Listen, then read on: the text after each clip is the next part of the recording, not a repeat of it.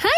This is the part 2 of our Armenia trip. Ito nga at nakalapag na kami sa Armenia at ito ang aming hotel, Arami Hotel. We booked this for only 615 dirhams, 5 days, 4 nights. Mura, diba? Dalawa na kaming maghahati sa 650 ng friend ko. Nasa city siya, kaya naman lahat ay walking distance lang. At ito na nga ang room tour. Maliit lang siya kung tutuusin at walang bidet. Okay? Hindi talaga usong bidet sa Armenia. Ito pala yung bed namin, dalawang pinagdikit niya. Dumating kami ng Armenia ng alas 12 ng tanghali, diretso check-in. Hindi na namin kinuha yung breakfast package kasi nga may tour kami everyday. Holiday namin ito dahil wala kaming binook na tour. Dumiretso kami sa grocery at nagpapalit ng currency. Palit ako ng $100. Equivalent of 40,200 AMD. Yung mga grocery dito, meron talagang mga currency exchange. Available din naman ng card payment, kaya kung kulang ang cash mo, okay lang yan. Mahilig talaga akong pumunta sa grocery para makita ko muna kung anong standard prices nila. At syempre, convert para makita ko kung sulit ba talaga. Mura lang bilihin dito sa Armenia, kaya huwag kayong mag-alala. Marami sila ditong cold cuts, bread, and wine. After namin pumunta ng grocery, diretso kami sa one-way tour. Doon kami nag-book ng tour kasi sobrang mura lang dahil nga per group ito. From our hotel, talaga namang walking distance lang lahat at ang sarap maglakad dahil sobrang lamig. Kung pupunta kayo ng Armenia, check nyo tong one-way tour. Sobrang mura ng mga tours nila. Tingnan nyo yung website nila, doon yung makikita kung magkano yung mga tours nila. After namin magbayad ng tour, naglakad-lakad kami at kakain kami sa Sheref. Alam nyo naman ako, mahilig talaga akong kumain, kaya naman hindi ko palalampasin kumain ng Armenian food. Papakita ko yan sa next video. That's about it. Bye!